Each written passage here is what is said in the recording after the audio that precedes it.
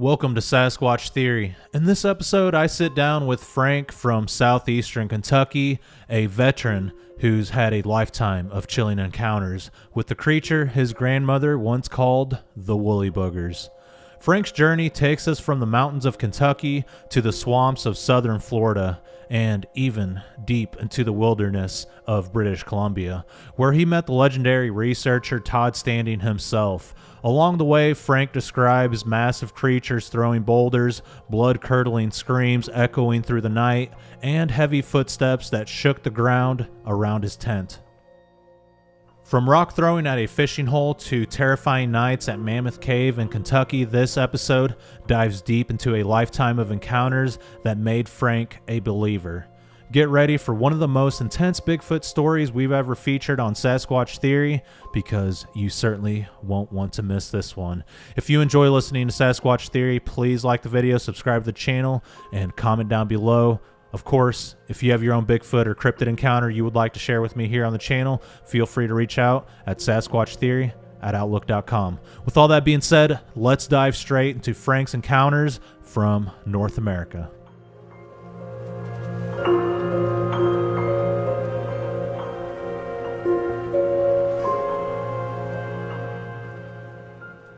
Frank, welcome to Sasquatch Theory. How are you doing today? I'm doing good, brother. How are you? I'm doing excellent. It's a pleasure to have you on the show. Frank, if you would, tell me a little bit about yourself, where you're from, and your experiences from the very beginning, please.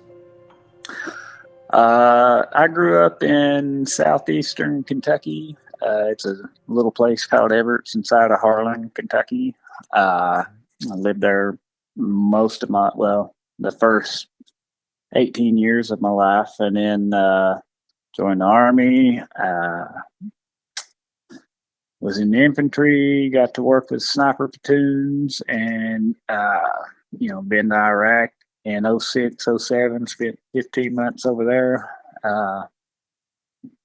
Once I met my wife over there.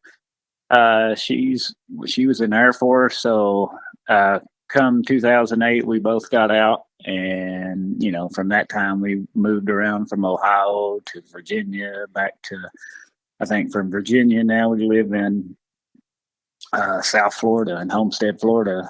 And so I got two kids, Tanner and Raylan, that are 16 and 14.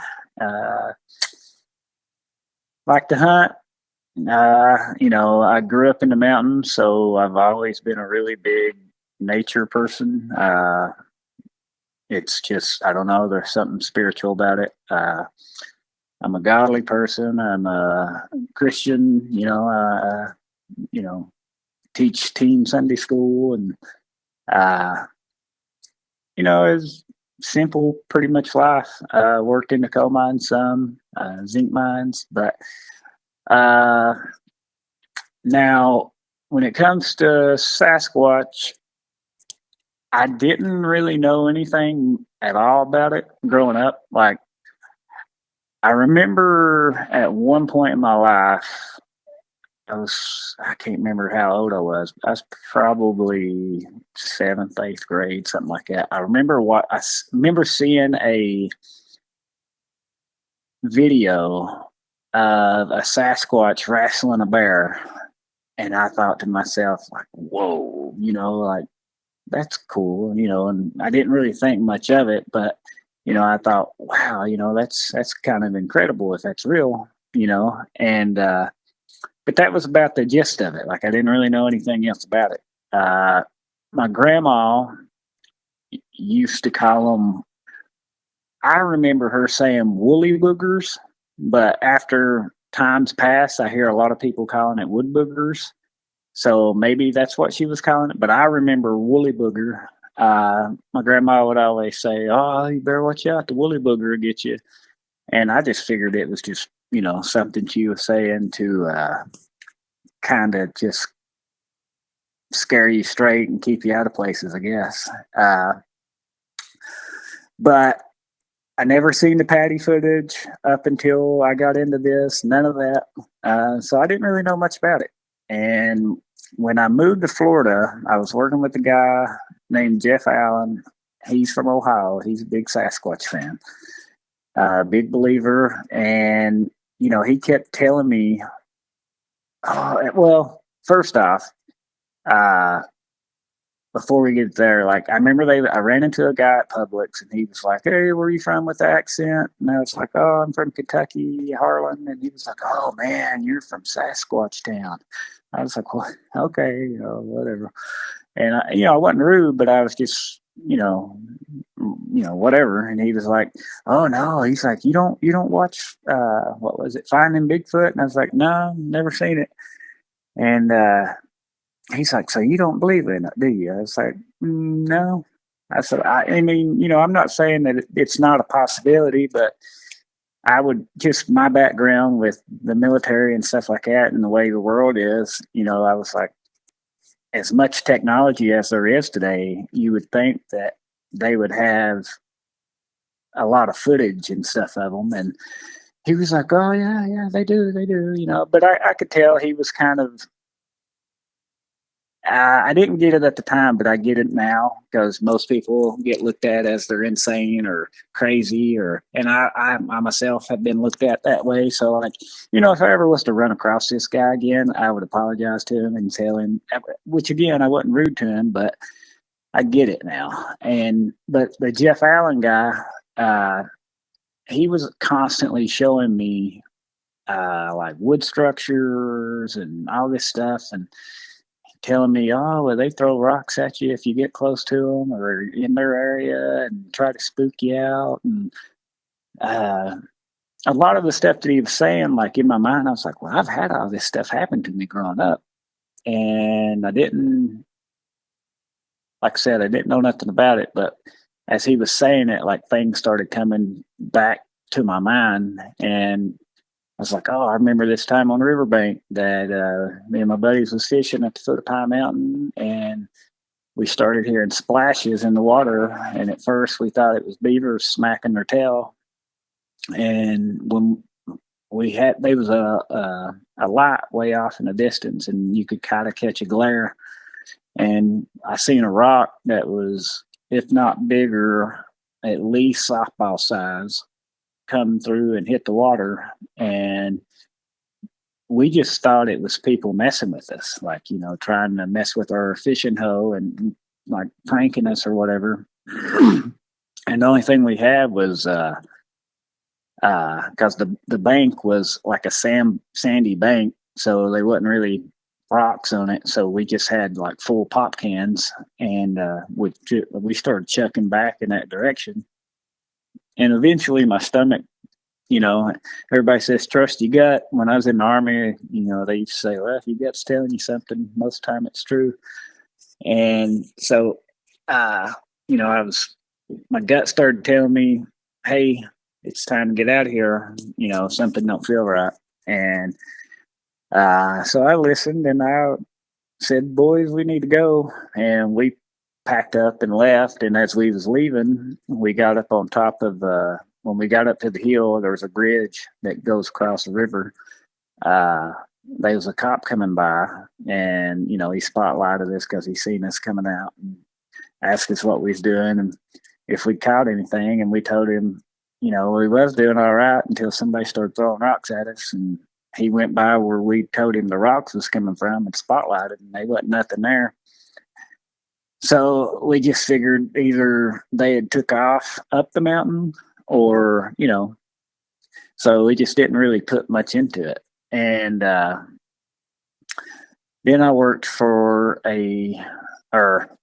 so before that, uh, probably when I was a freshman, we went to a football game. I think we went and watched the junior high play. And I remember it being on a Thursday. And so it had to be the junior high that was playing. And usually around Halloween, people, drunks or, just idiots set the mountains on fire thinking it's funny, or, just being stupid. But they'd set the mountains on fire, and we would, so when we got back, it was dark. So we was kind of sitting on the front porch, or standing on the front porch looking at the glow. and basically judging how close it was and stuff like that. And there was a bootlegger that lived across the creek, kind of up by on a football field. He used to raise hogs and stuff. And so my house faces east, the house that I grew up in. So once we figured the fire wasn't getting close, I walked in, and then maybe 2 or 3 minutes later, my uncle calls me and tells me, "Hey, come out here and listen to this." So I walk back out, and he's like, "What do you think that is?" And it was making a sound that I had never heard. And I know that mountain, and I know that no vehicles are up there, and there's no way of, you know, so, but it sounded like something as big as a truck was just running through the mountain, tearing trees and branches. And I mean, it was making a lot of noise, and it was screaming. And I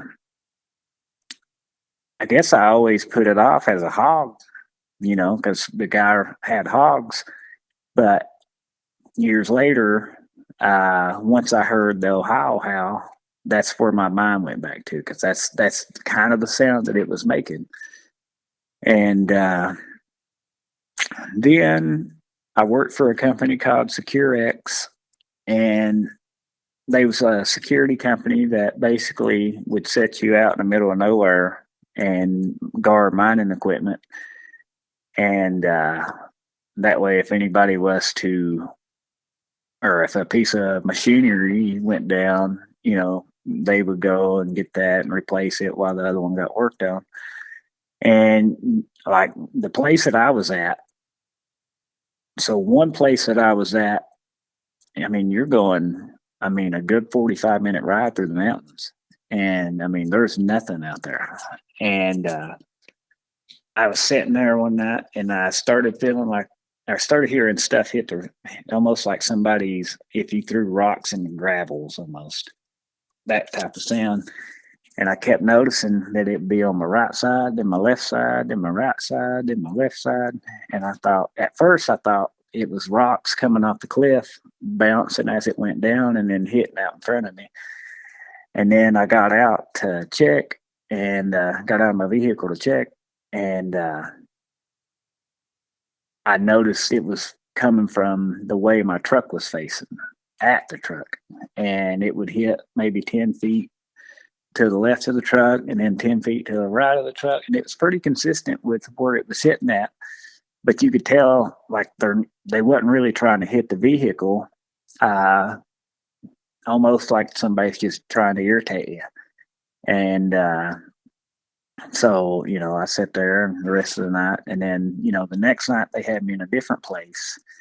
And this night, it was in the middle of wintertime, and I'd have my key turned forward, just using the battery and listening to the radio or whatnot. And I guess it was an old vehicle, but when I went to, I would leave it like that for a while, and then I would start it and let it build back up, and I'd do the same thing. Well, this time it didn't start. So now I'm stuck in the mountains with no heat, no lights.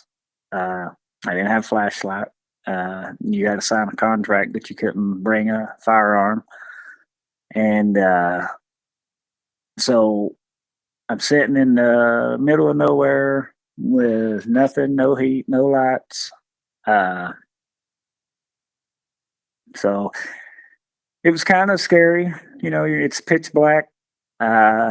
But about the time the lights went off, I was like, well, I'm just going to try to bundle up and get warm. And I started hearing like, almost like something was sneaking up on you, like, because you'd hear a few limbs break, and then a few limbs break, like somebody was stepping on twigs. And for some reason, everything in me told me, shut your eyes, act like you're asleep, and don't look at the window. And I was like, and it was hard to do. I was like, so I sat there and I bundled up and I act like I was dead asleep. And I had my head turned towards the stick shift, and I wasn't about to look towards the window. And I don't know if there was anything or not, but everything in me was telling me that there was something outside that window. And I sat there and sat there, I guess probably a good 20 minutes like that. And then all of a sudden that feeling went away. And then I ended up falling asleep. And next thing you know, there's another guy coming and knocking on the window and basically jumping onto me because I was asleep. But I told him, I was like, look, my truck died and it's cold, and I just try to bundle up and survive, really. And so that was the other encounter up there. I mean, it could have been, it could have not been, but the house that I grew up in, the same house where what I heard running across from north to south, because my house faced east. The same. So if you walked out of the front of the house, you would walk across a yard, across the creek, and we had a bridge in front of our house. So then you could cross the road and go up into the mountains. And if you walked out the back of my house, you would literally start walking straight up into the mountains. And so we got our water from a stream. And in the wintertime, you would have to keep it running in the tub to keep it moving. And it was a gravity fed thing. So we had a pit dug out where the water would flow into. And then we had our water hose in that. And then it was gravity fed down to the house. And then, like I said, in the wintertime, you would just keep it turned on in the tub and let it run. And, to keep it moving. But if it did, from time to time, it would get cold enough to freeze it anyway. And my dad would get us up and we'd have to walk up this stream, and, it's cold and all that, but he would take spray paint cans and use them like torches. And he would go through heating a line, and we'd come through with sticks, beating it to break up all the ice. And then finally you would unplug it and the ice would shoot out and everything be fine. But that trail that we used to, go up to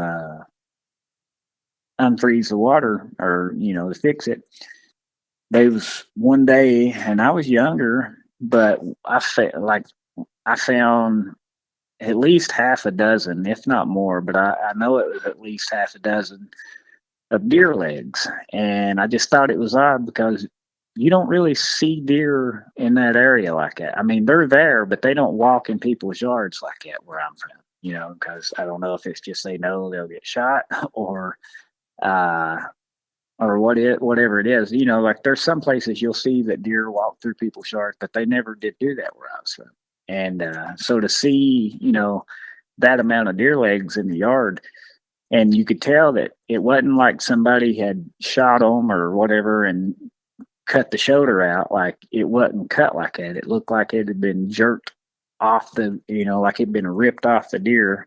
There wasn't any bite marks or anything like that on it, and they was just thrown in the yard, like near the trail that we would use. So I didn't really know what to think about that, so we just moved them out of the yard and threw them back up the hill, and pretty much left it at that. And then, once I moved to Florida, I was talking to a guy. I worked with a guy named Jeff Allen, and he was from Ohio, and he was really big into Sasquatch. And he pretty much most of the time would talk about it. Not like every day, but there was a few times a week, something like that. And he would always say it, and I would just kind of like ignore it, really. I'd basically I guess he'd see me smirk or grin, and it was just my way of just being like, I'm not talking about this. You believe what you want to believe, type thing. And he was like, he'd see that, and he'd start smiling back, and he's like, "Oh yeah, man." He said, "They're real. They're real." And I'm like, "Okay, yeah, all right." And so he kind of whittled me down, but at first he was showing me some. I think they're out of Florida. I don't know who they are. I can't remember who they are, but I'm not saying that what they show ain't real. It just don't look like it to me. I mean, yeah, you can see faces and stuff and some of the stuff, but like it looks very paranoia to me. So like, I just never took it serious because some of them was as big as a big old tree, and it was just like, I don't know about that.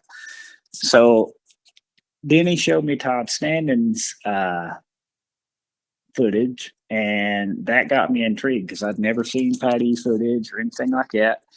And that was the thing that really caught my attention, and that kind of started persuading me. And then once he started telling me things that they did, and like throwing rocks, and he showed me the Ohio howl, and when I heard the Ohio howl, it took me back to the sound that I heard in front of the house, where I heard tearing through the woods. And so that's exactly where my mind went back to. But then when I had heard, the throwing rocks and all this stuff, like it started being like, oh, maybe this is real type thing. So I started getting into it, and I was like, man, like, wonder how I could get in contact with somebody. And I didn't know nothing about the BFRO, hadn't seen Finding Bigfoot, none of that stuff. And I started looking up Bigfoot. I think I typed in Bigfoot expeditions, and the BFRO popped up. And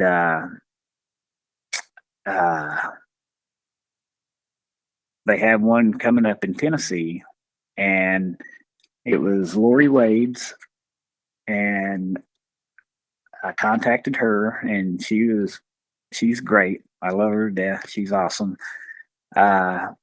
She contacted me, and I was like, and she was just basically saying like, hey, I'm not going to say you won't get any activity, because there has been activity and stuff, but I'm not going to promise you that they will be activity type stuff. And I was like, it's whatever, like, I just want to get out there and start looking. And so I went there, and that's where I met Marcia Clark and Butch Mulligan, and there was a few of them. And I drive. So when I drive up there, it's at least 1,000 miles one way. Some the ones I do with the KBRO, it's like 1,100 miles. So like I try to. So usually the expeditions go from like Thursday to Sunday. So I try to get there a day or two ahead of time and set my tent up and rest from the drive. And that way, because once Thursday comes, like you're kind of on the go. You can hike during the day and look for trails, and at night you're out till 1 or 2 in the morning, sometimes, later.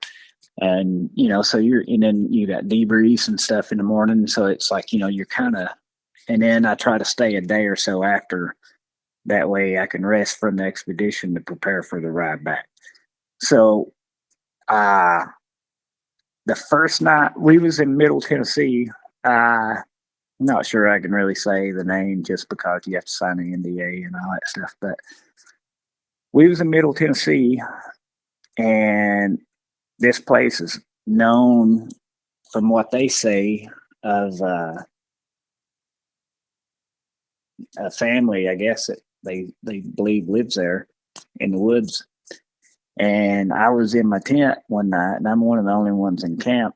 And about 3 o'clock in the morning, I started hearing coyotes kind of going. And then right in the mix of the coyotes, they was this just humongous howl that, like, I could feel it in my chest. I could feel it in my bones.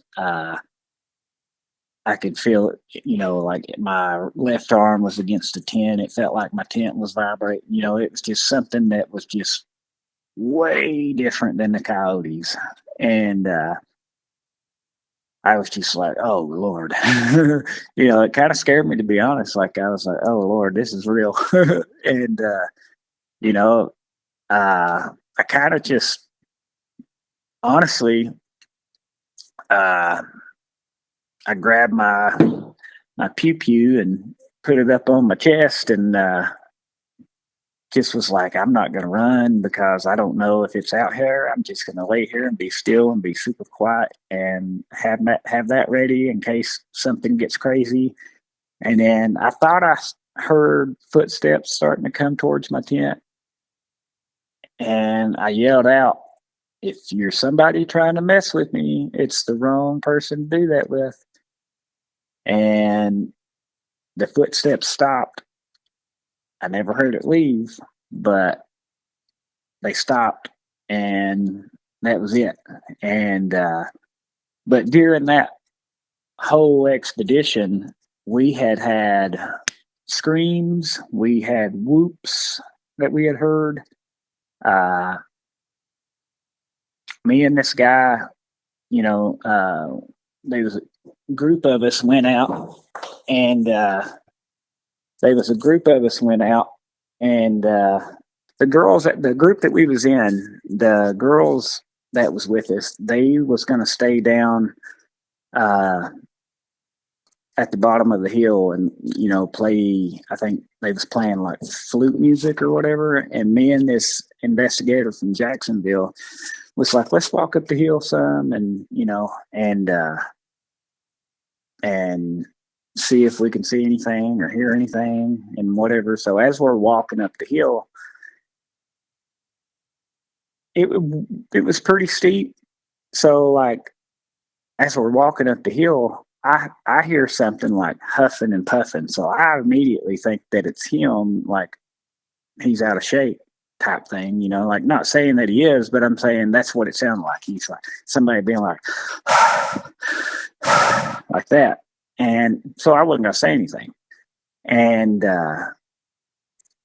as we get up there off in the distance, we hear a whoop. And you can tell it's a pretty good ways off, but you could definitely hear it. And so, as for me being my first time, I was like super excited and super stoked. Couldn't get any happier, really. And the guy was like, as on the way down, he was like, he kind of heard me, he thinking it was me huffing and puffing. And I was like, he said, "Man," he said, are you that out of shape?" And I was like, "Huh?" He was like, "You're huffing and puffing." I'm like, "Dude, I thought you was huffing and puffing." He's like, "No." He's like, "I thought it was you, so I wasn't gonna say nothing." I was like, "Well, I thought it was you, so I wasn't gonna say nothing."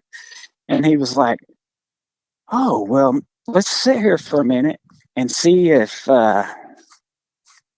anything, comes about, because something, there's definitely something that was, you know, making a really loud huffing noise. And we just didn't know what it was. And, I heard him huffing and puffing. He thought it was me. I thought it was him. So we didn't say anything because, we didn't want to be disrespectful towards one another. But we definitely heard something, and he heard the same thing. And he's like, let's sit there for a minute and see if anything comes about, because, that was odd. I was like, him being an investigator, and at that point probably had done it way longer than me. And I mean, he still may have, I don't know. But, so I'm there to learn. So I was like, okay. So, and I can be pretty stealthy. So we just sat there and listened for a little bit and never heard anything, but he just said he thought it was odd. And then, we went back down to the hill, and where the girls were, or actually they came up, and once we all went back down, one of the girls said that she found an X with tree branches next to where she had been sitting. And she said that was definitely not there. Maybe, something was doing something. Something came up there and put it beside her chair. At that point, I wasn't totally sure, because, it could have been something that she missed, but I'm going to take her at her word for it, because it was there, and it was definitely an X, and it was like right beside her, where her foot would have been. like, when you sat down in your chair and your feet's there, like it would have been right beside her right foot. And, how she would have missed it, I don't know, but it was definitely there. And, they always talk about them making X's and things like that. So after that, the second day, during the day, we went hiking up in the mountains and looked at some old camp houses and stuff like that. And there was a guy who's a former Marine.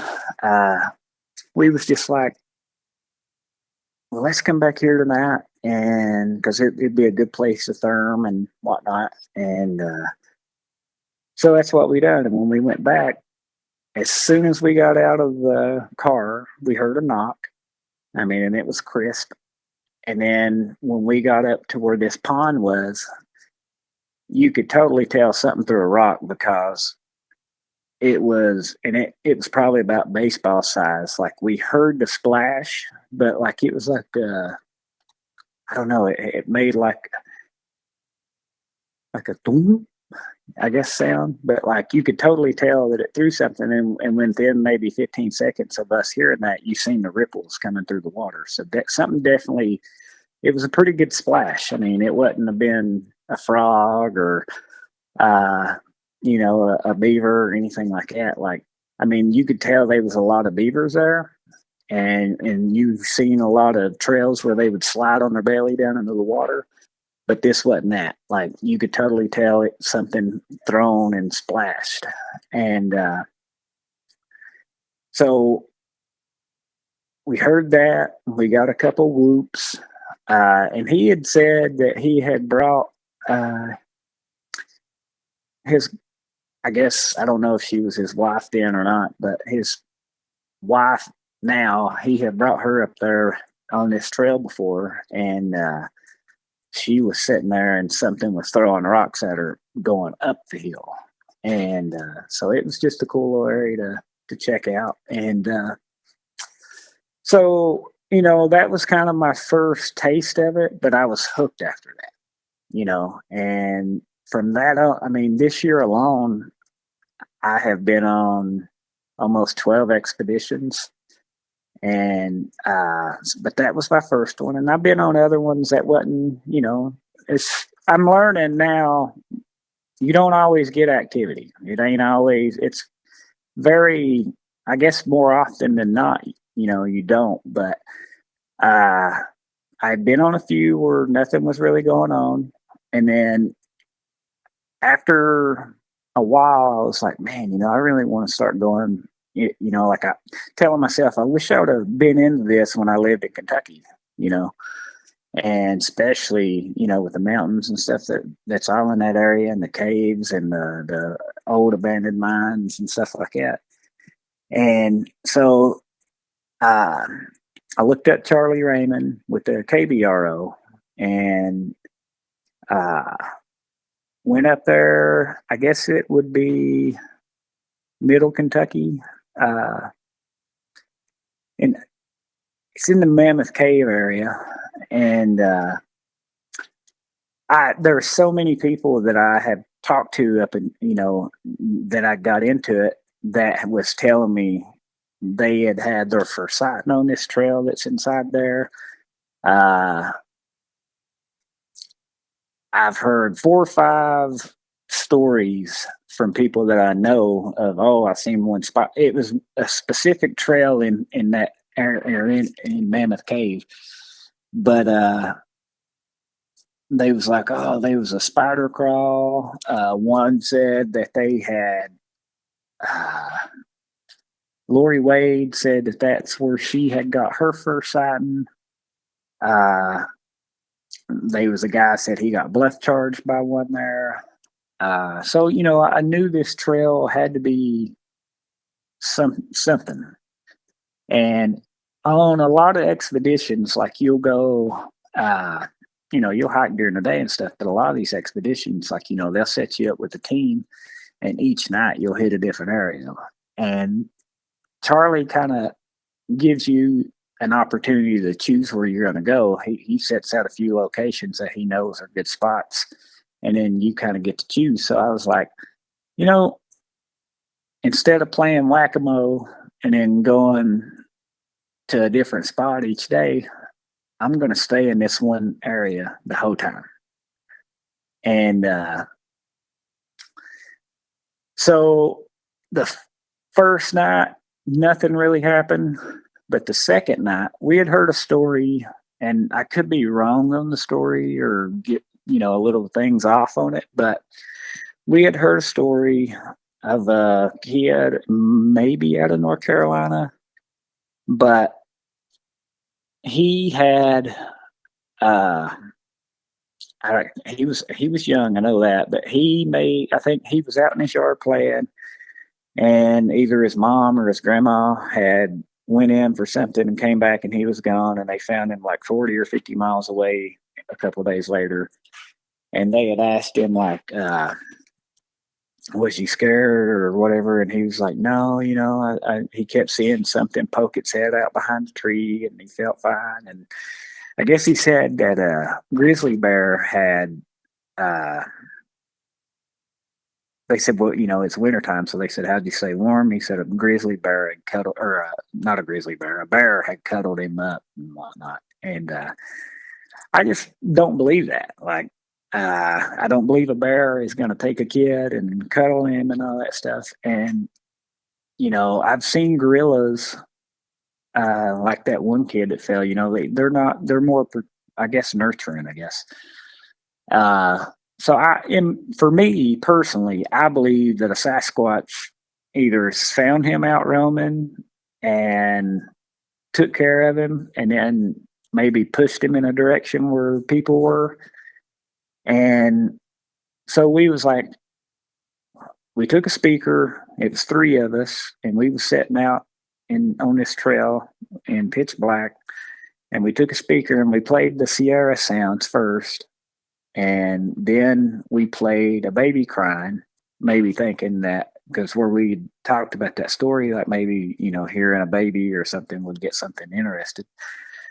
And where we was at, there was a tree down about 20 yards in front of us. And so I can whistle with my fingers real loud. So as soon as the baby noise cut off, I stood up and gave a whistle. And I mean, within 2 seconds of my whistle stopping, there was a scream that came back from the direction where the tree was down, and it was like almost, it sounded so close that I jumped up and was fixing to run. Like, I thought whatever it was coming at us. And as soon as it done the scream twice, but as soon as that first scream, by the time it ended, there was this nasty, like, old nursing home, just nasty pee smell that came in. And it was just, I mean, it was really bad. But it was so thick that you could taste it. Like, it was, and it lingered for a good 10, 15 minutes. And by the time my mind slowed down and I grabbed my thermal, and, I got a good thermal, and I can use that thing for multiple days and not run the battery out. And I know I charged it, and it was full. And by the time it registered, I pulled up and I started therming. And, I thought I could see a hot spot behind this tree. And then I handed it to one of the guys that was there, and he said he thought he seen something poking a little bit out from behind the tree, but I didn't get to see that. But we never heard whatever it was leave. But, so the stealthiest part of it was crazy. And I'd never heard that sound before. And then by the time we got back that night, I sat up for hours trying to go through every animal that I could to try to, and different sounds that they make to see if I could figure out that sound. And I couldn't. And then when I went to British Columbia to see Tod and go out there, like, I had talked to him, and we was talking about Jeff Meldrum, and I was like, man, I would like to meet him and whatever. And he was like, "Oh, well, if you like Jeff Meldrum," he's like, "you ought to watch Legend Meets Science." And I hadn't really known anything about it. So we was going to my family's this past spring, or no, this past September. Yeah, September. And, it's a long trip. So I was like, I'm going to put the Legend Meets Science on from YouTube and just let it play. And so I can listen to it as I drive. And it was a 44-minute video. And if you go to about the 23-minute mark, there's a guy on the video that's listening to audio. And when I heard what he was listening to, the screams, it was exactly what we heard. And as soon as I heard it, I got all excited and was like, oh, that's it, that's it. My wife thought I was crazy. She's like, what? I was like, that's the sound that I heard. And I immediately sent it to the guy that was with me. And I didn't say, hey, this is it. I said, listen to that. What do you think about that? And he hit me back and was like, oh, that's it. Send that to Charlie. And so, but in the thing, the guy says that, there's nothing that matches it in the database, and but it is primate. So I was excited about that. But I wish I would have got a little better glimpse. The only time I've really think I seen one, I took the kids to Coke Creek, Florida. Mid Florida research group was doing a thing out there, and I took them. And after we got back from hiking, a lot of them, it was a big area, and they had their tents spaced out, but they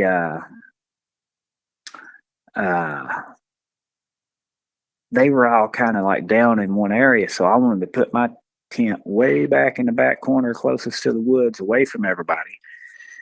And we kind of got there a little late. So by the time I got there and finished setting up my tent, like we had to take off to go with the group. And I'd left like my thermal and all that stuff. And as we got back, we was kind of just flashing our flashlights around, because the trip was over and we was walking back to the tent. We caught a pair of eye shine that was in the woods behind the tent. And it was kind of like a golden amber color. And the way that it was moving, it wasn't a deer, because it was kind of swaying back and forth a little bit. But it wasn't like it was trying to get away at the time. It was just like kind of like peeking around a tree, swaying back and forth. And it wasn't really big. It was probably, I'm 5'10", so it's probably about my height. What it seemed like anyway. And we was standing there, and I said, oh, I gotta go get my thermal. And when I took off to go grab my thermal, I heard it take off, and I knew at that moment it was gone. And then later that night, about 2 or 3 in the morning, my oldest son was like, hey, dad, he's like, I hear something walking around the tent, and I just blew it off. I was like, you'll be all right. And he's like, no, I'm serious. And so then I got up and I listened, and you could hear footsteps, but I didn't really get out to check. I just marked it off as somebody maybe from the camp was walking around or something like that. But the next morning, me and my youngest got up and went back there where we seen that. And whatever it was, there wasn't no tracks, but it was standing in water, about up to your shin. But it was standing in water behind the tree, and it was like all water backing through there. So, I kind of marked it maybe being a juvenile or, something like that. But, and then my other sighting that I think now, I can't remember the one guy's name, but so I reached out. Tod used to do these live streams, right? Like where he gets on there and it's just him and his face, and he's either debunking something or things like that. And I'm just, I read so, it's kind of crazy that he gets so much flack. Like everybody, he's like, I don't know, it's almost like he's cursed in the Bigfoot world. Uh, and don't get me wrong, I understand that he comes off maybe as sort of prickish, maybe, but the thing is, you know, the dude's out there in some crazy spots, and I mean, what I learned when I went out with Tod is, to me, he's the real deal. Uh,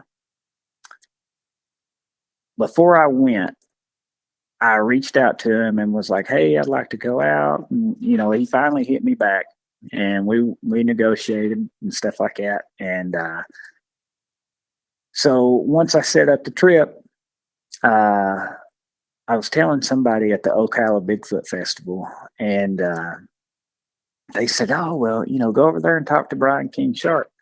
Like he just got back from one." And so I was like, "All right," So they pretty much led me over there to talk to him, and I was like, "Well, what do you think?" And he was like, "No," he's like, I think he's legit," And I was like, "Okay, all right." And he said, "Don't be surprised if you see one like peeking through the window of his campers." And I was like, "Oh, okay."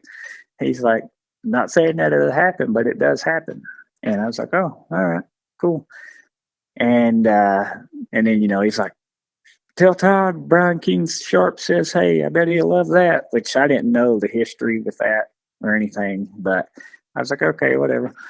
And so I get up there, and you meet Todd at his house, and you know he's not. I immediately knew he wasn't doing it for the money. Uh, of course, some people make money in doing this or whatever, and more power to them. But but he lives a really simple life as far as his lifestyle, but he's constantly on the go. And but when we were at his house, it's a 3-hour trip to British Columbia to his campsite or his research site or whatever you want to call it. But you could see his demeanor change it's almost like he was going to his happy place. Like he totally switched modes. And he was getting all pumped up and stuff. And, like he's up chopping wood. He's a very disciplined, I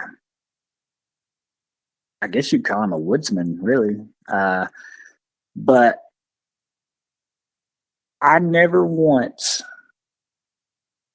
for me personally, he never once tried to hoax us at all. And I kept my eye out on certain things just because I knew people were going to say that he was going to do stuff because he can't do anything, everybody hates him type thing. And I'm like, man, if they would, whatever personal issues or whatever they think of him, if they would just go out and go experience it with him, they would see a whole different side of him. And, me and this guy that went with me, I met him on the trip. It was me, this guy from Sacramento, he was a former Marine, and a guy from Texas. He's like half Apache, half Mexican, and he's a film guy. I guess he's got like The Haunted on Netflix and stuff that he does. But him and Todd, the guy from Texas, and Todd stayed in one camper. Me and the Marine stayed in another camper, and then he's got 3 campers there, and one of them is where you like basically eat. That's where the food is. And I can't remember the guy's name. There was a guy.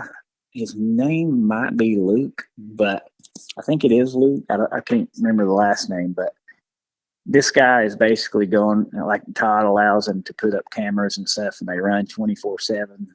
And this guy is starting to go around in different states and stuff, and people that allow him to, and set these or thermal cameras and regular camera, and they run 24/7. And he has got some pretty good footage. He's got an app. I think it's called Bigfoot Live. It's like $5 a month, but like you can get on there and watch continuously. And he's got some pretty good footage from at Tod's camp. And people can say what they want. They're around that camp. And the first night we got into camp,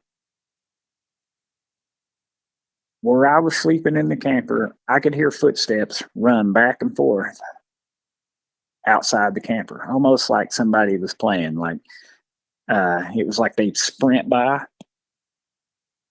A few minutes would pass, and then they'd sprint back by, and to the point where, like, not that it would help, but I was nervous enough to where I got up because my feet was about right at the door. So like I got up to make sure the door was locked. I just felt like something was going to open the door and drag me out. And so that was the first day we got to his camp. I heard the footsteps. There was a whoop off in the distance. And then the next day, nothing really happened. And then the third day, we was leaving to hike. We was going to go to where he had filmed the footage up in Radium. And we've hiked 8,000 foot up a mountain, or up to 8,000 feet up. And the guy from Texas was, almost killed. So I think Tod kind of cut it short. And we got up there and spent the night. And, we seen tons of tree breaks and things like that. But, we didn't really have any activity. But then before we left, I didn't tell nobody. I wasn't going to tell Tod. I didn't tell anybody there. But I set up some audio recorders around the campers, and that way I could record while we was gone. And the day that we got back, it was you're tired and beat and all that stuff. But I got in the camper and I grabbed my audio and I started listening. And the day that we left, within 10 minutes of us being gone, something came in and you can hear it plain as day, tapping, like tap, tap, tap, almost like if you were taking your fingernails and tapping up against metal or tin or something. It was tapping the camper, and it was like tap, tap, tap, tap, tap, tap, tap, tap, tap, tap, tap, tap, tap. And that just went on for a little bit. And then you hear ugh, ugh, like that. And about 3 minutes after that one, you hear like something like that, but it's almost more female-ish. Wasn't as, I guess, deep or as manly, I guess, as the first one. But so when I showed Tod, the next day, he immediately got goosebumps and was like, "Oh my goodness, you got it. That's it." And we went out there and checked the camera, and it was way bigger in my hand, or the camper, and it was way bigger in my hand. But you got three, almost like if you made three fingers really wide with your hand and took and scraped your nails all the way down the side of the camper across the windows, like it left a trail going up and down, all the way down the side of the camper. And then that night, I heard really heavy footfall. Like, I mean, it almost sounded fake, really. Like you would hear a step, but it was like so much bass and like so much of a thud. And then you would hear another one, like somebody was walking, but it was really, really loud. And, he showed us a footprint that was 20 and a quarter inches long and 12 inches wide. And each toe was like, I mean, the size of I don't even know, maybe a golf ball. They were big. And, to think, and some of them tree breaks, like, and we tested things out, like there was some tree breaks that was really high pointing in the same direction. And he was like, no, man, nobody's could do that. And my buddy that was a Marine, he walked over there and he pulled the tree down and snapped it.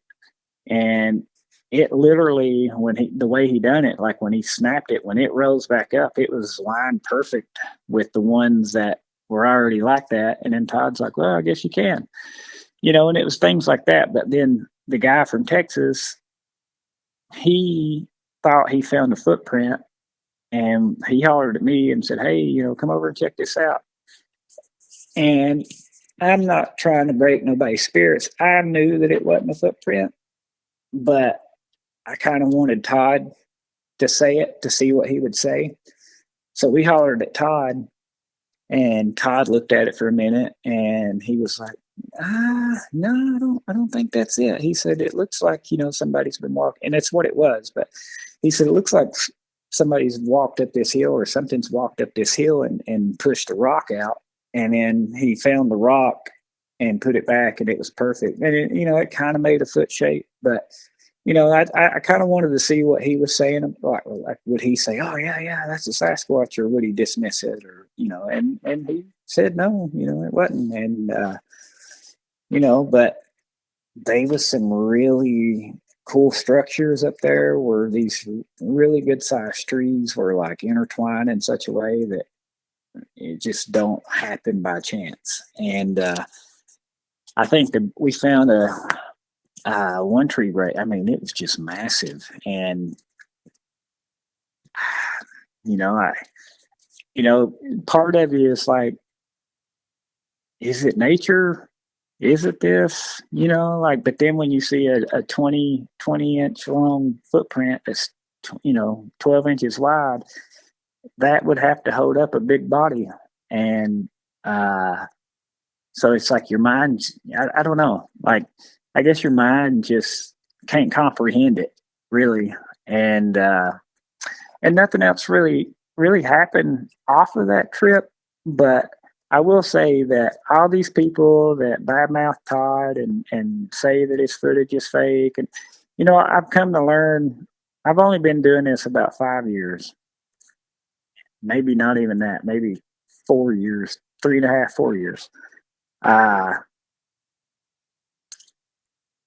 To be perfectly honest, the Sasquatch Bigfoot world, there's a lot of cutthroats out there, and I don't understand why, but it is. And I used to think that all these people that hate Tod, and it's like, go out there. I know it's expensive, but then when you hear why it's expensive, like, because I'm used to thinking like, well, it's like the BFRO or like the KBRO, where you go out and there's 40 people, so everybody's paying what they pay, and then with Tod, it's usually like 2 people, 3 people, and him, so it's no more than 4 altogether, including him. And once he explains like the tax and things like that, like he's doing it to basically pay his bills. And I'm telling you, like, he's not out doing this for money. Like, once you go up there and experience it, you can tell that he's not doing it for money. And do I think some of his theories and some of what he says is out there? Yeah. Like, some of the stuff that he comes up with, like, I don't agree with, and I probably would never go down that route. But as far as them being there and all that, like, they're there. And so the time that I thought that I got a glimpse, I forgot to add that we was sitting around a campfire, and part of the lack of hiking happened by me, because when I flew up there, they didn't send my luggage, so I didn't have none of my stuff for like 3 days. And when we drove out to British Columbia and it came, he gave me the keys to his truck, all that stuff, and said, yeah, just take the truck, drive, get it, come back. And which is, that was very cool of him to do. But so before I got my stuff, we were sitting beside the campfire, and it was during the daytime. And I was looking out towards where the entrance of where he pulls down into the camp at. I was sitting there looking in that direction, and there was just a bush out there that just kept shaking pretty violently. And everybody's talking, and you're still part of the conversation, but my main focus was that area, and I just kept watching it because the wind wasn't making it move. There was nothing else around it shaking. There wasn't no breeze, nothing like that. So I was like, man, there's something there. And then how like when somebody's walking down a hill, they'll turn their feet sideways and kind of step down. I thought I caught a figure of a person. Not like say a person, but like the silhouette of a person. It was dark, but I thought I seen like a glimpse of a dark figure coming off that hill to where that bush was. So I jumped up like it immediately. I was like, oh, that's like that's something. And I don't have my stuff, so I don't have binoculars or anything like that. Not that it was super far away, but like with binoculars, it would have been like perfect vision. So I ran in the camper where my buddy that bunked with me, and he's got his door shut and he's in there taking a nap. So I didn't want to wake him up. And when I came back out, Todd's like, where's the binoculars? So I was like, he's sleeping. I don't want to wake him. He's like, bull crap. He's like, go in there and wake him up. He's like, that's what we're here for. I kind of laughed. I was like, oh, all right, yeah, cool. And by the time I went in there and got him this time, like the bush had quit shaking and all that. But the guy that I was telling you about, the Luke guy that's got all the cameras and stuff up there, if you go to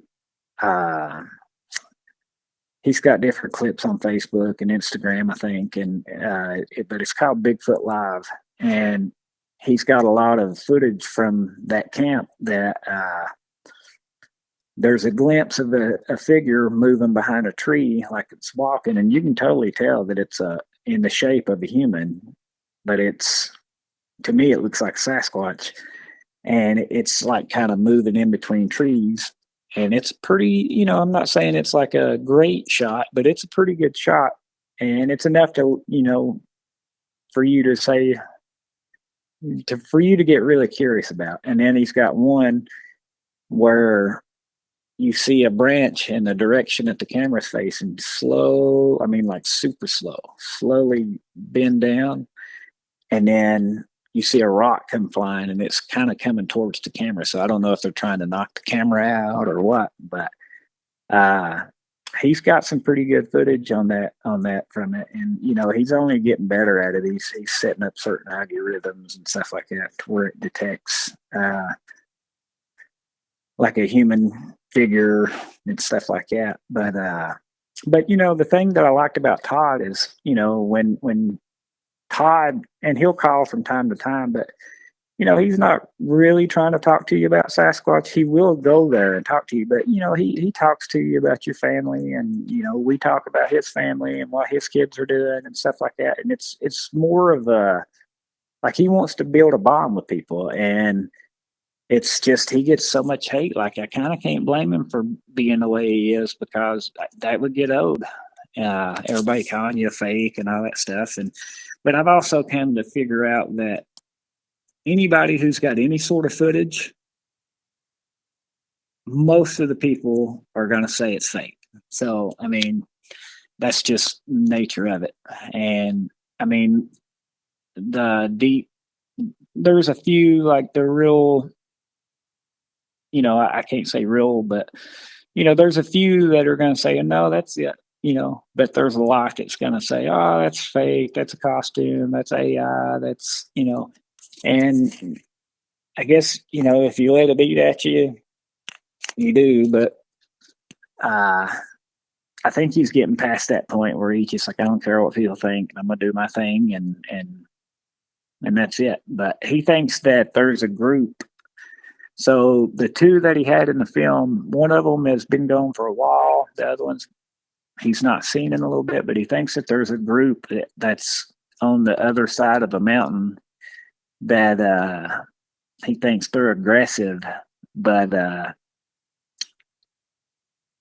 he don't know if they ran his group off or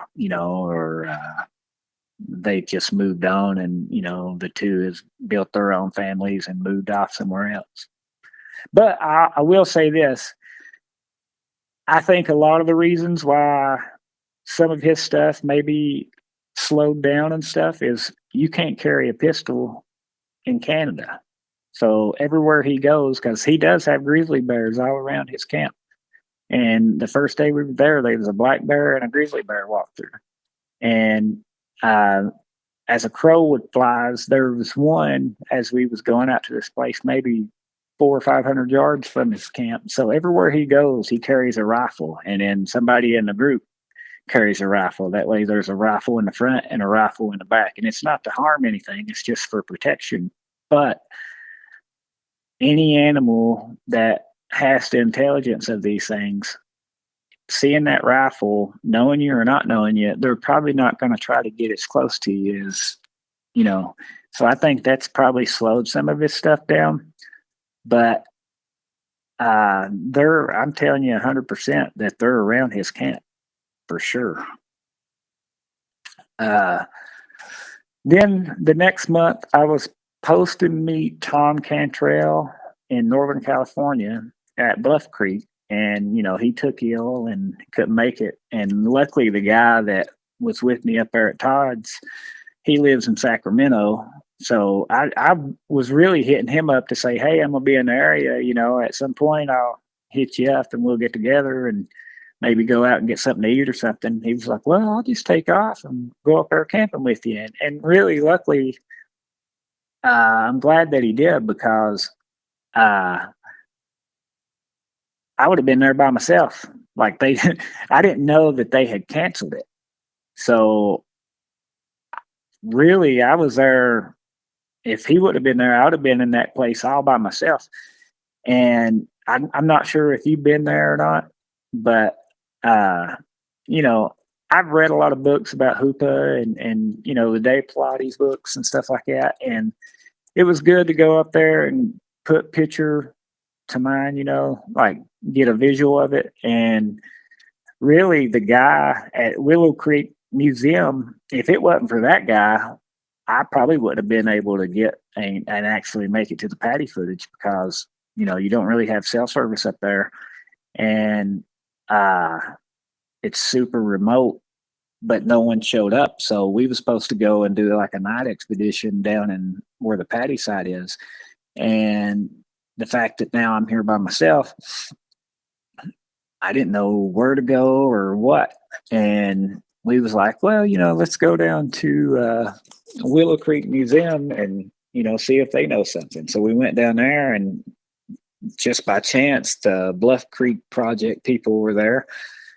But the guy that works there, Eric Nelson, he's awesome. Like he's like a little hidden gem in that place, because he knows everything about it. And he led us right to where everything was. And, I have, I think, what is it? Gia maps or something like that. But he has the same app, and I just basically got his coordinates and put it in my phone. And, then we met, who's it? Robert Letterman and Rowdy, I think. And they were cool. And Rowdy showed me a picture of Patty that was really in Highton, where it's like I'd never noticed it really before. But I guess like he took that picture and really lightened it up a lot so you could see it pretty good. And at the bottom of her belly, like you see like a little chubby, like little belly, like where, like somebody just gave birth. And I'd never noticed that before. And I thought, man, like people can continue to say that it's a dude in a suit. I don't believe it is. There's just too much that disproves it being a man in the suit. But and then I've been on others, but I mean, that's kind of all that's happened to me so far. I still got once I became an investigator, that was kind of my goal because I wanted to have access to flats and be able to reach out to these people and hopefully be able to go to their place where they've had their sighting or encounter, and then be able to go there and camp and investigate it and get their story. And because that's really, honestly, like, that's all I'm going to be doing from now on. And I don't look to make any money from it or anything like that. It's just I'm addicted to it, and I love being out in the woods. I try to be out there all I can, and I think listening to people's encounters and stories is just as important as evidence itself, because you can't tell me that all these people, every one of them's lying, and it just intrigues me. So it's just something I know from now on that I'm going to be doing, and I'm going to reach out to people. And and I get that it's odd. People have their different interests and reasons why they want to go do it.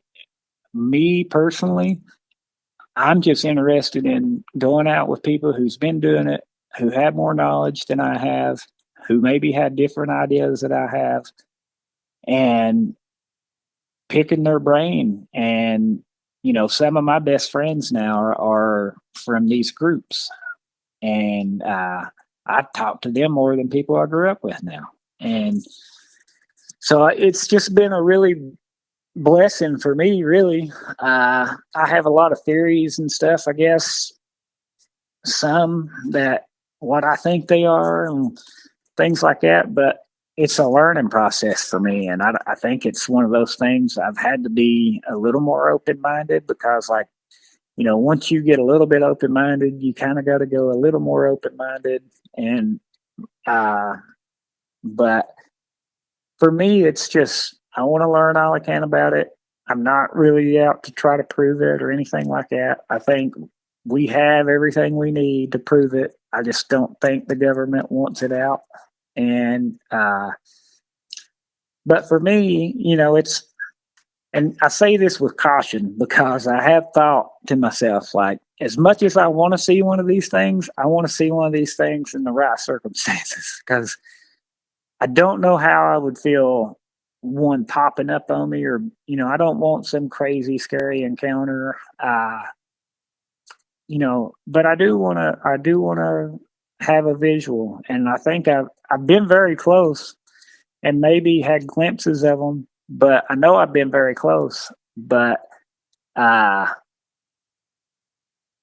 just, there's just something about it that's intriguing me, and I probably won't stop until I have that. And even then, I don't think it'll do nothing but drive me more into it. But depending on how that one goes, but because I've listened, and I read and listen to not a lot of podcasts. Yours, I've talked to Jeremiah a few times, and I keep in touch with him and Tod, and some of the people that I personally know from these expeditions and stuff. And I'm going on one in a few days up in South Carolina with Marcia, and so I mean, I'm looking forward to that, because she's been exploring this place for a couple years now, and they've had some recent reports, and they just had a horse go missing last within a week or two ago, and from that area that we're at. And I guess it's the second one to go missing and since 2020. And looking at it from Google Earth, it's going to be dark. Like, you can tell that there's nothing out there. There's nothing going to give off light and stuff. So, like, I'm really looking forward to that. And then when I come back from that, there's a few people here in Florida that I've been talking to and getting their story that I'm gonna go and investigate and see what can happen. But I'm just really trying to be humble and get together with people and learn all I can. Cause like, you know, I'm sure you are, you're a hunter. Like I've fought stuff like, those hunting blinds that are a tent, but you can see through, but nothing can see in. Mm-hmm. Yeah. Like, I've thought about those, setting them up and then, setting in those, and then I'm sure somebody's done it, but, uh, even for nighttime, just to see if you see any eye shine or anything like that, because, I know they're curious, and I've thought about just taking those out and staying inside one of those when I'm out, like, putting tree stands up and letting a group go in a place, put the tree stand out where you think you're going to be and just sit in a tree stand all night and thermal and things like that. And I invested in a drone and that I'm really excited to get out there and do what I can with that. I think personally that the drones are probably will be the thing that eventually gets probably the best footage. Uh, I think. I mean, there's already a lot of good footage out there, but I think the drones will personally help that a long way. And you can cover so much ground with them, and so I'm excited about it. Like I don't know, like there's just something about it. No, yeah, for sure. And I like how optimistic you are with people's experiences, your research, and the things that you've experienced yourself. And I think you've already seen one in Florida from what you described. The creature was hiding behind a tree. It was swaying back and forth. That sounds like skunk ape activity. And when you went to go grab your thermal device, it took off. And that's exactly what Hmm. these things do. Yeah, even my kid, uh, he even said, it was weird because he's like, he was like, yeah, it was swaying, and that area, I can't remember what's the guy, Red something. There's a Mike Flamont, I think's his name. I can't remember the name of his group, but uh, that same area is known for for that, and that's the reason I was excited to go, because I guess his group has set up there a few times and had that happen, uh, and then like I said, but something told me, I just figured it was a good spot. I figured that where everybody was kind of at and hanging out, if anything comes in, they're going to come in from this way. That way, they're coming in from the farthest spot. So I was like, let me try to get over here and yeah, I've never seen eyes like that. I've seen eyes. I know everybody talks about the red eyes. I've not seen that, but it wasn't deer eyes. They were like they were pretty good size eyes, but they were like a golden amber maybe, and they were pretty bright. But yeah, the swaying is what got me, and I guess I must have thought, it was almost eye level with me, but the swaying back and forth and the way it was moving, like it was just it wasn't a deer. And like I said, as soon as I took off to go get the thermal, I mean, it hightailed it out, and I heard it. And my kids came running back to the thing, said, "Oh, it took off, And I was like, but you couldn't get a good look at it, because it was dark, and all you seen was the eyes. And but the way it was moving, and everything that I read and heard and listened to, that's kind of what they do. So, maybe it was. I like to think that it was, and but you know, I've always heard the skunk apes are a little more aggressive. I'm not really sure on that. Uh, I've seen I've seen a lot of prints from like Ocala and stuff, and I mean, you just can't deny that stuff. Like what's going to be out there making that? You know what I'm saying? Like, uh, Some of them have four toes. Some I've seen four toes and five toes, and some of them, ain't no. I wear almost a 12, so I mean, I can wear a 12 and usually 11 and a half, 12. And I've seen like just taking my kids out on like side by side and going through big cypress.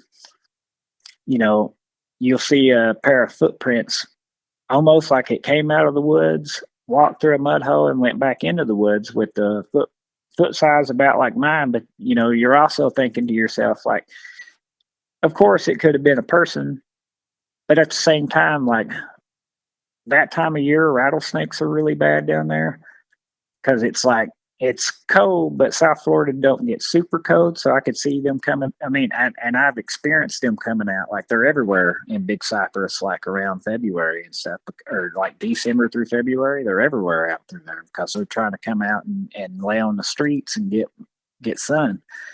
And I mean, I'm talking huge. So like anybody that will be out there barefoot, I mean, I just don't see it, but I'm not saying it can't happen, but there wasn't like it was walking down the trail. It was like literally like there was a step that came out, a step that stepped in the mud hole, and a step that was going back into the woods. And I can't see it being anything else, not barefoot, but I could be crazy. I don't know.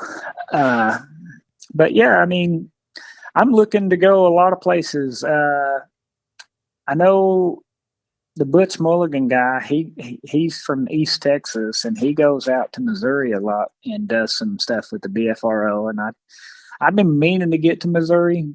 I've had that on my bucket list, but there's so many places I want to hit up, and I'll get to them eventually. Like, I want to go to White Fork. I want to go to Salt Fork. I want to go, I think it's Whitehall, New York. Mm-hmm.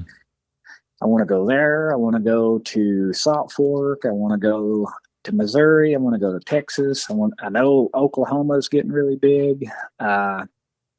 I definitely want to hit Washington and places like that up, but I kind of feel like, I mean, I think the Patty area is probably a little too much traffic.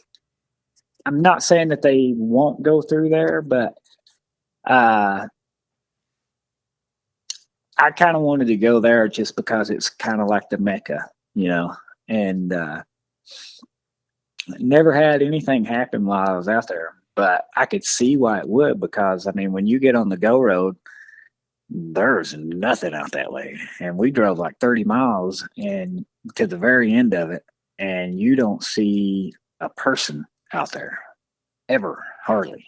Like, and I'm sure there's people out there, like, because a lot of people like to go to Laos camp and stuff, but we was up in Elk Valley and there's nobody. So I could see why they would come there. I mean, it's so remote that like deers ain't scared of you. Like, they come up to you and stuff. In camp where we was camping out at, every night around the same time, a herd of deer would come and they would walk. I mean, not directly to you, but within 10 feet of you. Like, they're not scared of you. So, it's like,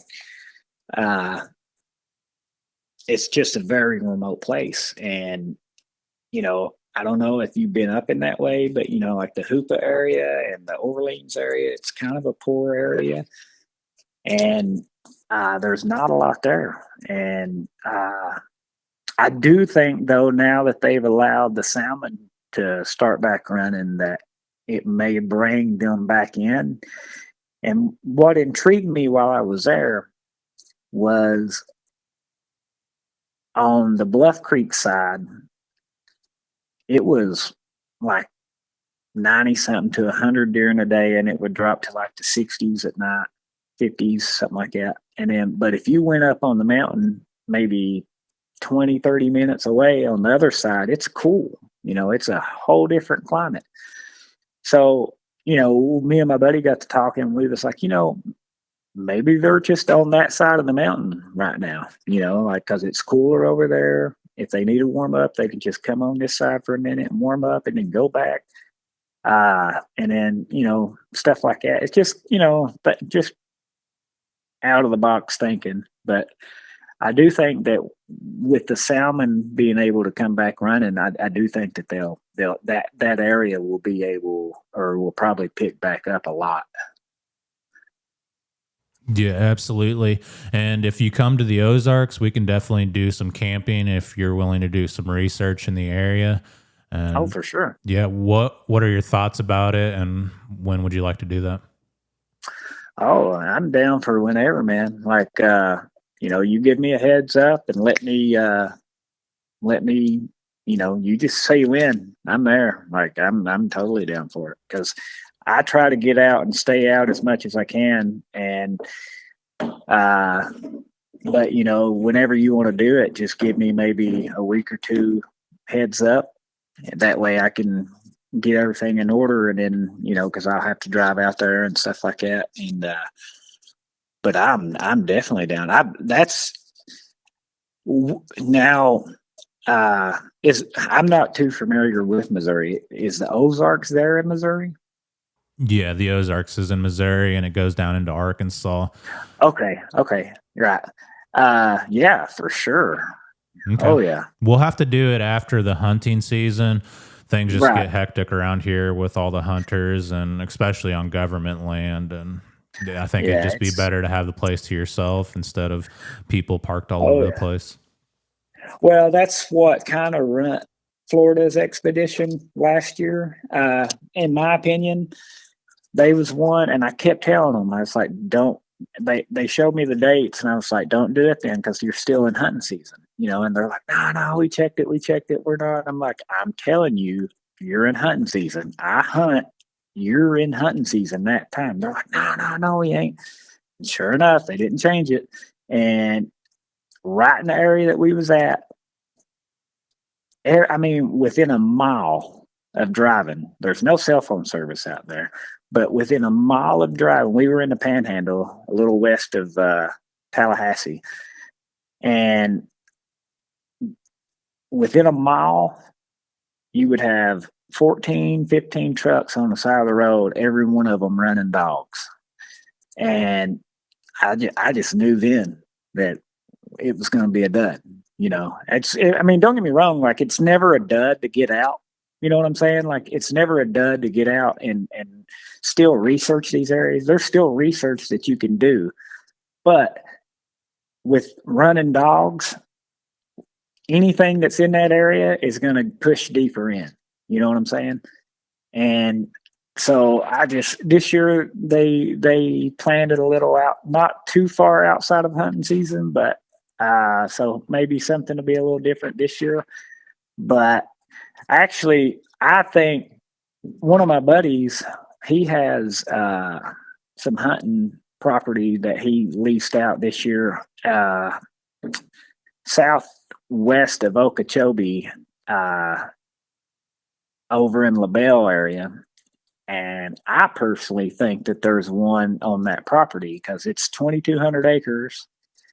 And he has these, and he's not a Bigfoot guy or anything like that. I don't bring it up to him or anything, but I help him, do the food plots and stuff like that. And he allows me to come on there and hunt and stuff like that. But he has these Stealth 360 cameras, and he's put up. I mean, him and there's three others on there, and they, between the two, there's quite a bit of cameras on that spot in that area, and they have them on T-posts that's driven down in the ground, and then they have an anchor. So they have one going straight down and one off to an angle with hose drilled through them and cables and all this stuff. But on the back of the T-post, there's a bracket that's built for a T-post that, it's a pretty sturdy bracket. And so anyway, we're driving around feeling the feeders and stuff like that. And I just caught, and again, I'm not saying that skunks ain't down here. I'm sure they are, but you don't see them or smell them as often as you do when you're in Kentucky or Tennessee. You know, like up there, you smell them all the time, see them quite frequently, dead on the road or running or something. But I've never seen one down here. And I asked him, I was like, have you seen any skunks on the trail camera? He was like, no. And it was a really skunky smell, but it not quite like a skunk, just a little off. And he said there was something that kind of, you know, I don't remember what he called it, some kind of cat. I don't know what he's talking about, but uh, he said it kind of puts off a smell like a skunk. But this was not as strong as a skunk. I mean, it was strong, but not fully a skunk smell, but somewhat skunky. And it just smelled different with a skunky smell. I don't know. But anyway, I look over and there's a big black bear on that property that kept coming around and destroying his cameras. And every time it would come up, it would bite them, it would drag the T-posts out of the ground and drag them off. And that's what we were kind of doing that day as we was filling feeders, was going and finding the cameras and setting them back up and seeing how badly they was damaged because they ran off solar and stuff. And I happened to look and see a T-post standing up, but the trail camera was just sitting in front of it on the ground. And I said, hey, you got a camera down over there. And he's like, what? I was like, yeah, there's a camera right in front of the T-post. And so when we turned around and went to it, whatever done it, it was like it grabbed it and just ripped it off there, because all it done was it broke the bolts out of the back off of the bracket. It snapped the bolts, and then it snapped the cord from the solar and just dropped it. There wasn't there was no heavy hit mark where somebody had hit it with something and knocked it off. There was no scratch marks. There was no bite marks. Nothing was wrong with it other than whatever done it grabbed it and just ripped it straight off the T-post, broke the bolts off the brackets and the cord, and dropped it. And so I was like, it's a 360 camera. There's got to be something on it. And I asked him, I was like, well, I mean, you got this footage. I mean, you could see what it was. And he said, the only thing I seen was at about 1:30 in the morning, it was just covered with hair. That's all he said. And he didn't show it to me. He just said it was something hairy. He said, you could only see hair, and that was it. And I thought, ooh, I want to come out here with a thermal, without telling him, that it was that I think it was a skunk ape, because how people can be. But I was like, that's where my mind went, from the smell and the way that it was broke. Like, a bear didn't do it, because it would have been chewed up, and and it's like I said, it's 2,200 acres. It's an old citrus farm that has the citrus still grow, just nobody harvests it. I mean, like, some of them are dead, but it's a citrus farm. But there's so much animal life. There's backed up next to the property is a hog hunt. I think it's called Black something. I don't remember the name, but it's just a place where people go and hunt hogs. And then, so there's a lot of hogs, there's a lot of turkeys, there's a lot of doves, quail, there's deer, and there's oranges, so there's a lot of stuff that it could eat, and nobody's ever out there. So it could hide fairly easy, and there's ways that it could get around. So, for me anyway, I was just like, man, because that's where my mind went. And I told him, I was like, yeah, we need to get out there with my drone and set up. And, for him, I'm going to be telling him we're looking for wildlife like hogs and stuff, but I'm going to be looking for Sasquatch or skunk ape, because I think, based off how that camera was and what he told me is all it was hair, I personally think that there's something there. And why not? Because there's nobody out there, and it's got an unlimited supply of food and water, because there's a pond on there that's full of fish. It'd be the perfect little hideout. So, I'm excited for that too. I mean, I'm gonna do it as much as I can that he'll allow me out there without me being like, "Hey, I'm gonna come out there and go Bigfooting," and him be like, "Oh, you're crazy, you can't go out there." But uh, yeah, man, I'm just here to learn. Really, like that's all I want to do. I mean, I want to have the worst day of it all is a good day because you're still out. I mean, unless you get attacked, I guess. But if you go out there and nothing happens, you still get to be out in nature and you still get to see the beauty of a place that I've never seen before. And honestly, I would have never went to British Columbia, or I would have never went to Northern California, and some of these places that I went because of Sasquatch, and I wouldn't have got to experience that. So British Columbia is stunningly beautiful. Like, it is gorgeous. And don't get me wrong, like where I grew up in the mountains, I've always said my hometown is one of the prettiest places on earth just because the way the mountains are and everything. Like, I love that place. But British Columbia is stunningly beautiful. And like I told Todd, I was like driving back through there, like I almost got teary eyed. It was just beautiful, man. It was like, it was awesome. But I could also see how something could live out there and you'd never find it if it didn't want to be found. But yeah, I'm totally down. So whenever you want to do that, I mean, like I said, I don't know when hunting season ends there. It's probably February or March. Uh, Yeah, it ends like mid-January, but I mean, as long as okay. rifle season and muzzleloader season is finished, I think we'd be good to go. And yeah, I really look forward to it. You've been in Iraq, you've seen war, and you tracked down hominids. Now you're using that knowledge to track these things down. What kind of methods would we be using and deploying when we go camping? Oh, you know,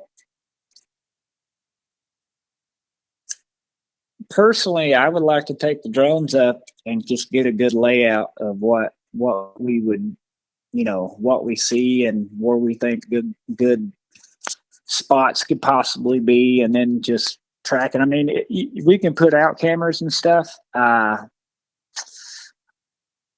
I think putting out some trail cameras in some areas would be good, but I would me personally, I think flying the drone up and just getting a really good mapped area of where we think we should, and just get a very good layout of the land. And then, obviously we can take those and scout, but we can also take those and see from an aerial view of, man, that section right there is perfect. There's water, there's a lot of, hidden vegetation stuff there. And, maybe that's a place that they think that nobody would go. And maybe, and then be like, we need to hit that spot and set up. And, you know, I'm fairly decent with animal tracks, like, I mean, I'm pretty good with animal tracks, and, but finding good water areas and looking for prints, and really, I'm infantry, so I'm boots on the ground. But I would like to take the drones up in there and just get a good layout of the land, and then take that and start with that, and then map out where we think would be good areas, and then hit those areas, and and camp and whatnot. And I got a portable tree stand that I could take and put up. I honestly, I think people don't look up in trees enough. We're constantly looking down. And what I try to tell people too, and me and this former Marine done this on one of our expeditions. I trained as a sniper.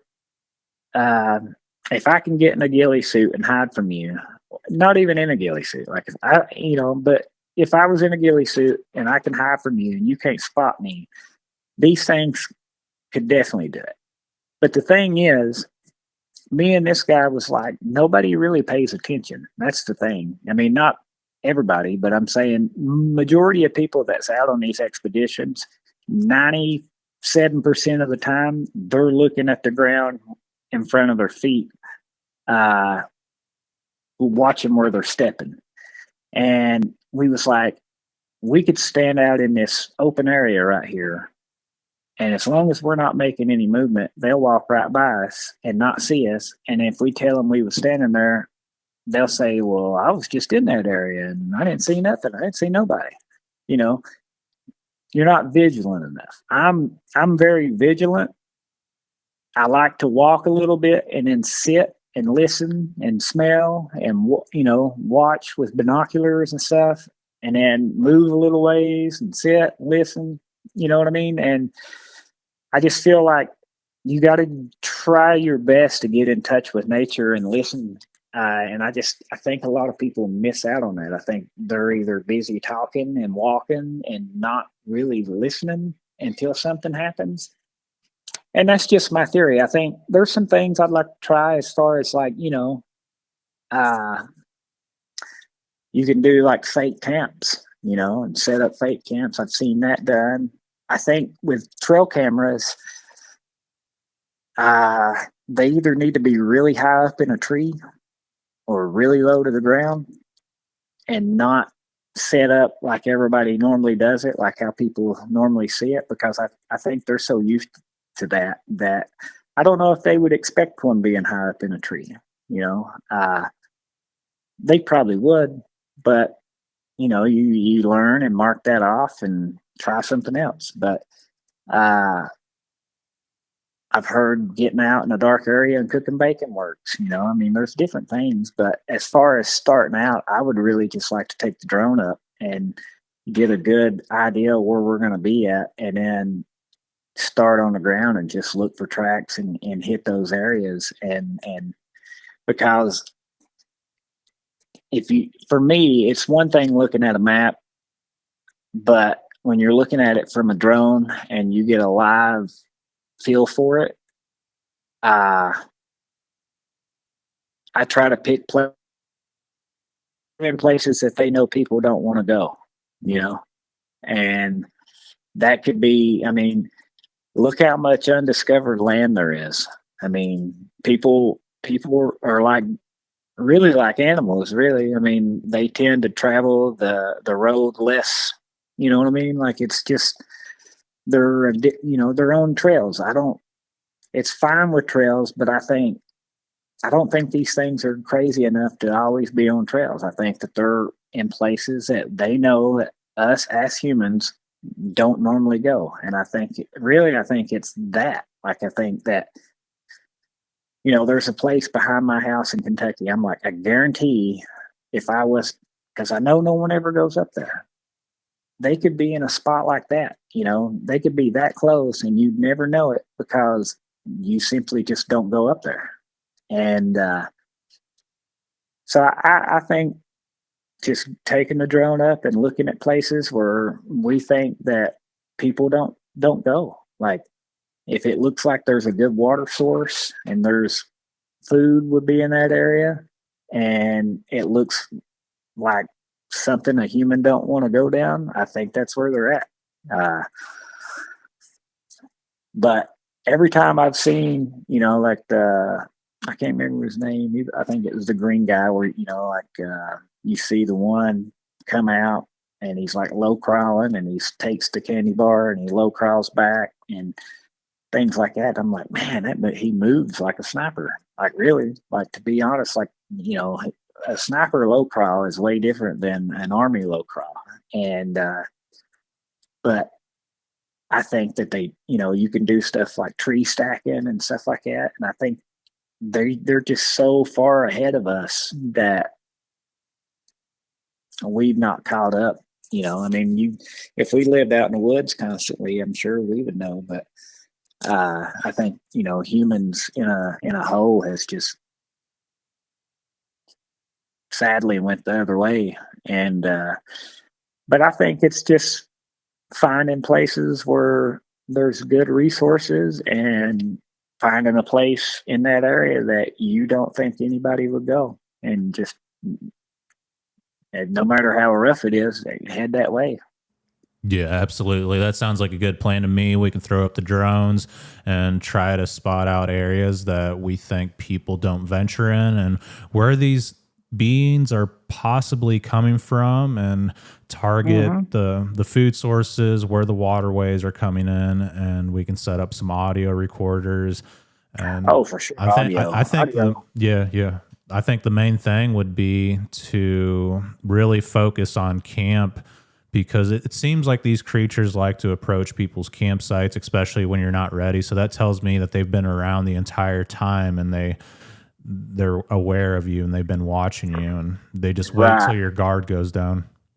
right, exactly. Yeah, and that's what I was saying. I've known a few people talk about they set up fake camps and stuff, but honestly, I'm not saying that ain't a good idea at all. Like, I'm down for whatever, but Hmm. I think if they've already spotted you doing that, they know. No, You know yeah. what I'm saying? Hmm. So it's like, and I think that they know. Honestly, and I've said this since Iraq. I, I have a very keen nose. I have a really good smeller. I can smell stuff really good, and just to break that down a tad, we had three sniper teams in a house one day, one on the third roof, second, or one on the third floor, second floor, and bottom first floor. And I was on the first floor. And all of a sudden I started smelling jalapeno cheese. And I was like, I'm smelling jalapeno cheese. And I told my buddy, and he was like, what? Nah, you're tripping. And I was like, no, dude, I'm telling you. So I started making my way around, and I got to the third floor, and our medic that was up there was eating crackers and jalapeno cheese. And I could smell it all the way down to the bottom floor.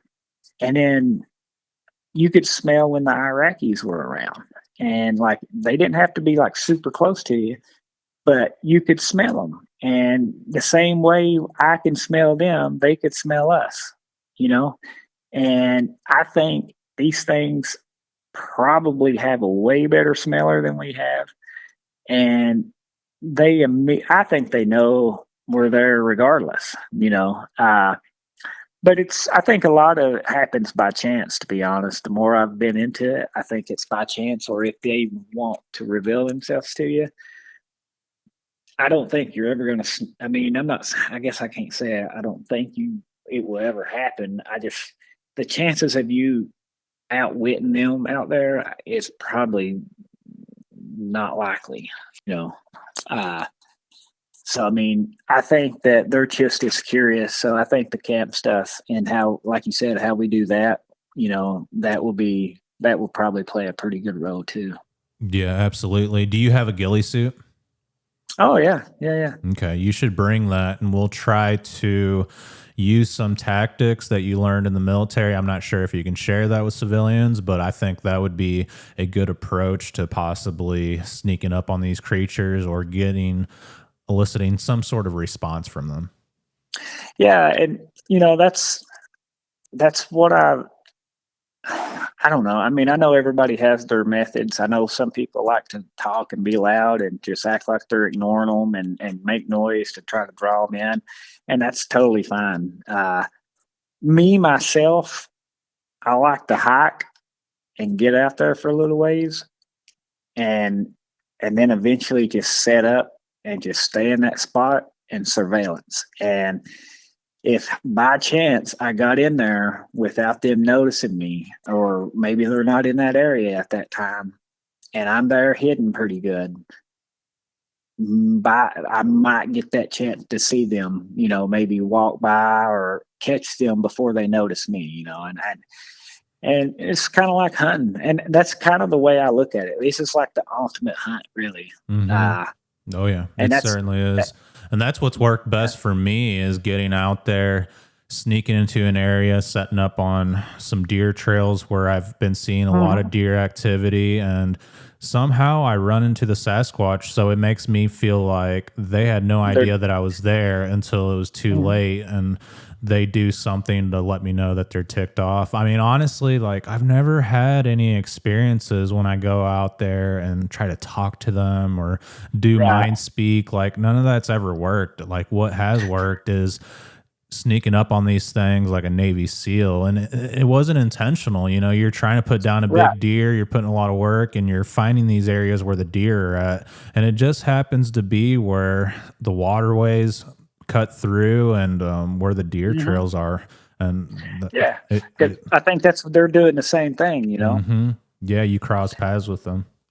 Yeah, for me, the mind speak thing, and I'm not saying it ain't a thing. I've No, just I'm never not had it knocking happen to anyone. me. Yeah, I just Yeah, haven't yeah. had any success with that. I get a lot of people telling me to stop looking, and what I do is Yeah. never going to work, but I do it because I've had the most results. And I've tried taking people's advice saying, you know what, maybe this is a reason why we haven't found them yet. Maybe I need to try what people are telling me to do. So I mean, I've tried talking to them and doing all that. I personally have not had any results, and I have not seen any evidence of people having success with that other than just personal experiences that have been shared. But Yeah, they was a when we first went out with one of my, I think it was my first BFRO one. They gave us a little piece of paper that had like 20 Cherokee words on it. If you were able to pronounce them, uh, you know, I guess just people in that area have always said that they think that they understand Cherokee. And there was a guy, he he was they do a thing for him every year, but out in North Carolina, he sadly passed. I never got to meet the guy, but I hear stories about him all the time. And apparently, he always slept in a hammock. But he would go out there and just talk to him like he was talking to his buddies. And apparently, he had all kinds of success. And I'd talk to people that went out with him, and he'd tell them, he's like, even if you hear them coming up on you, just ignore it. And I thought maybe that's what works for him, but I just think that, and even the mind speak thing, like it's not to knock anything. I think sometimes people don't understand what fear can do, and your conscience telling you one thing, and you may be mixing them up, or maybe it is mind speak. I don't know. mhm. But they was also a guy in Kentucky that what he would do when he went hunting is he would take a rag and soak it in deer urine and put it around his ankles. That way, when he walked, it would drag behind his feet and cover up his smell. And I thought, well, maybe that would work. Maybe, not that. And he actually had an encounter during that. He was black powder hunting, and you can read it on the BFRO site. It's in my hometown. He was hunting, and he was black powder hunting, and he was talking about how he covered his scent up like yes, and he got in this spot and something threw a stick at him, and he turned around and it was his ape. He called him an ape, but he said it was an ape looking at him all mad, throwing sticks at him. So he said it went to charge and he shot in the ground and then it scurried off. But I was like, but out of that story, I took, hey, well, maybe doing what he done with the rags, like I get that it stinks, but at the same time, if they think it's a doe track or whatever, and it's covering up your smell, then try that. I don't know. I mean, Mhm. I just think that I'm kind of like you. I think you always hear about them doing like deer, and they're going to follow the food. So follow the food. You know what I mean? No, yeah, absolutely. Everyone has their own gifts, and this just seems to be what works best for me. And like I said, I'm not knocking anyone, and I'll try Yeah, me anything. If neither. somebody told me to go out there and wear a purple and orange shirt, and they claim it works, I'd try it. I'd see how it Oh, I, works. right, right. I mean, I have. I went out there and spoke. They told me to speak to the woods and stuff like that, and I've done that. You know, uh, I'm like you. I've never felt success with that, and that's not to knock anybody. It's just maybe I wasn't in the right spot. I don't know. Yeah, I think there's a time and place for everything. Like if you hear them chattering and they're slowly approaching your camp, and they keep doing it. I feel like that would be the place and time to talk to them and be like, hey buddy, we mean you no harm, like we're just here Right. camping, like that'll work. Right. But just to go out there in the woods in the middle of nowhere and just start talking, I feel like it's a little weird. Well, I felt weird doing it, you know. Yeah, I did too. I was like, what am I doing out here? I'm way out in the middle of nowhere talking to myself. I'm like, if they're out there, they're probably like, look at this idiot. You know? Yeah. They're like, he's talking to himself. Right. Yeah. But I've tried it and I felt weird. But I mean, like I said, it's whatever works. And I know it's different for everybody. So, I mean, not to say that I won't go out there one day and do that and it worked. But I'm kind of like you. I feel like just, you know, following the food and trying to get out there and get in a spot that maybe I think that if I get in there and get lucky and set up where they're not, or maybe they're not in there at the time, and maybe I'll get lucky. But I think you definitely have to eventually at some point, if you're doing it that way, you have to set up and listen. That's way I was taught in the Army. You know, we would go so far, it was called SEALs, and we would go and, you know, about every so often we would stop and everybody would form like a 360, but it was basically nobody's talking with each other. You're basically taking in the area. You know, you're listening to the sounds, you're smelling, you're taking it all in, and you got to kind of tune in. So I think that's some of it. Not to say that it will work, but yeah, I mean, I think we're on the same path.